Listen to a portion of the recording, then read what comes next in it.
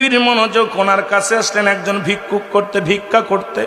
আল্লাহর ওলির কাছে একজন ভিক্ষুক আসলেন ভিক্ষু করতে, একজন হিন্দু মানুষ এসে বলে, বাবা ভগবানের ওসিলায় আমাকে করা ভিক্ষা দাও। আল্লাহর ওলি বললেন, বাবা তোমাকে তো ভিক্ষা দেওয়া যাবে না। আল্লাহর ওলি বললেন, সিলেটের শাহজালাল ইয়ামানি এমন মুসলমান হিন্দু যেখানে কোরবানি হতো না, যেখানে কোরবানি হতো না, নামাজ হতো না, যেখানে আজান চলতো না, কোনো দাড়িওয়ালা টুপিওয়ালাদের এই জমিনের মধ্যে আসা নিষেধ ছিল, গৌর গোবিন্দর ঘোষণা ছিল, সেখানে শাহজালাল এসে কোথায় আপনারা শুনলে কষ্ট পাবেন।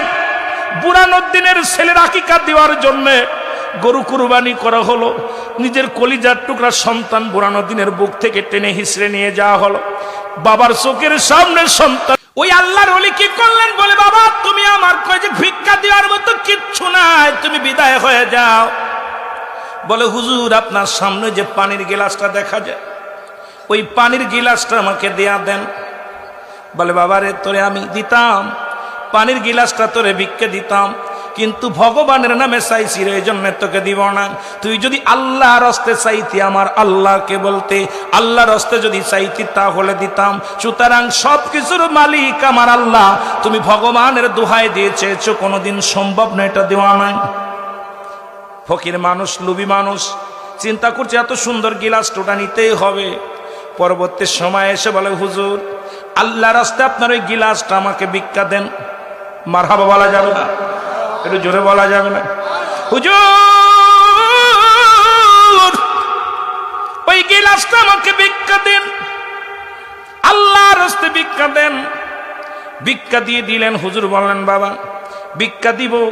আর বাবা আপনি কয়, আপনি তো একজন ফরেজগার মানুষ, ইমানদার মানুষ, কেমনে ধনী হওয়া যায়? আমি গরিব মানুষ, সারাদিন ভরে ভিক্ষা করি, সারাদিন ভরে বাড়ি বাড়ি ঘুরে বেড়াই, আমি যে ভিক্ষা পাই আর দ্বারা আমার সংসারে চলে না, সন্তানাদিকে ঠিক মতো খাওয়াইতে পারি না। আপনি বলেন আমি কি কাজ করলে ধনী হওয়া যাবে, সেই কাজটা আমার শেখায়া দেন। আমার আল্লাহর ওলি বলে, বাবারে তুমি ভিক্ষা ছেড়ে দাও, এই হাতটা সেটা ছেড়ে দাও, দুনিয়ার মধ্যে ছেড়ে দাও, মানুষের কাছে হাত পাতা ছেড়ে দাও, আমার মাওলার কাছে চাও। ভিক্ষুক বলে, আমি চাইতে পারি কি কাজ করলে আমি ধনী হব, কি কাজ করলে আমি টাকাওয়ালা বাড়িওয়ালা হব, যদি বলতে পারেন তাহলে আমি আপনাকে ভিক্ষা পিতে ছেড়ে দিব। আল্লাহর ওলি ডাকতে বলে, বাবা আমারে তুমি আমার কাছে কদমের মধ্যে 7টা দিন সময় দিবা। কয়টা দিন? 7টা দিন আমার কদমের মধ্যে থাকবা, আর 7টা দিন তুমি আমার কদমের মধ্যে থাকবা। এরপরে তুমি কেমনে ধনী হবা তোমার আমি বলে দিব। উনি চলে আসলেন ধনী হওয়ার লোভে।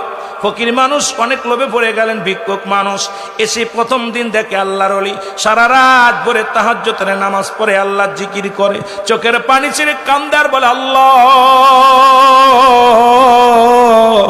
আমি গুনাহগার, আমি পাপী, আল্লাহ তুমি আমারে ক্ষমা করে দাও গো আল্লাহ। চোখের পানিগুলো ছেড়ে ছেড়ে কান্দে। আল্লাহর ওলি সারা রাত ভরে কান্দেন। উনি মুসলমান অমুসলিম, উনি বসে বসে চিন্তা করে, এই আল্লাহর ওলির কাছে আসলাম, উনি তো কোনো পরামর্শ দেয় না, শুধু আল্লাহর জিকির করে, রাত ভরে তাহাজ্জুদের নামাজ পড়ে, কোরআন পড়ে। এত পাগল, আল্লাহর পাগল এই লোকটা তো নিজেই তো খানা খায় না, নিজেই তো ঘুমায় না, আমারে কি দিবে? ওরে প্রথম দিন চলে গেল, দ্বিতীয় দিন চলে গেল, তৃতীয় দিন ডাকতে বলে, আল্লাহর ওলি তুমি নামাজ পড়ো, এত মজা লাগে দেখতে। তুমি সারা রাত ভরে যখন আল্লাহ জিকির করো যায় নামাজের মধ্যে বসে, তখন আমার মন চায় আমিও জিকির করি, আমিও নামাজ পড়ি, আমাকে একটু নামাজের নিয়ম কানুন শিখিয়ে দাও। আমি নামাজ পড়তে চাই, কোরআন পড়তে চাই, একটু আমার নিয়ম শিখিয়ে দাও। আল্লাহর ওলি বললেন, বাবা তাহলে কাজ করো, ওযু গোসল করে আসো, পবিত্র হয়ে আসো। আল্লাহর ওলি ডাকতে বলেন, বাবা তুমি এখন এবার কি করলেন? ওনাকে নিয়ম কানুন শিখিয়ে দিলেন। বলে, আমি আর হিন্দু থাকতে চাই না, আমাকে মুসলমান বানিয়ে দেন। সঙ্গে সঙ্গে আল্লাহর ওলি কালেমা পড়ায় মুসলমান বানায় দিছে। লা ইলাহা ইল্লাল্লাহু মুহাম্মাদুর রাসূলুল্লাহ। জোরে জোরে চিল্লায়া বলা যাবে না মারহাবা। উনি কি করলেন? সব কিছু দিয়ে দিলেন। এবার আল্লাহর ওলি বলে, বাবা তুমি কি ধনী হতে চাও? বলে, হুজুর আমি আপনার কাছে ক্ষমা চাই, আমি আর ধনী হতে চাই না। কারণ আপনার কদমের মধ্যে আসিয়া আমি আমার আল্লাহকে খুঁজে পেয়েছি, রাসূলকে খুঁজে পেয়েছি। আপনার কদমের মধ্যে আমি আসা পর আমি আমার জীবনকে পাল্টে দিছি গো হুজুর। আমি যদিও গরিব, তবু আপনার কাছে না আসলে আমার মাওলারে পার ঠিকানা পাইতাম না। আপনার কদমের মধ্যে না আইলে আমার রাসূলকে পার ঠিকানা পাইতাম না। হে আমি ধনী হতে চাই না, আমি বাদশাহী হতে চাই না, আমি হতে চাই আমার আল্লাহর গোলাম। আপনি আমার জন্য দোয়া করেন আমি যেন আমি দ্বীনের পথে থাকতে পারি। আল্লাহর ওলি বললেন, যাও, তোমাকে বিদায় দেয়া হলো। 3 দিন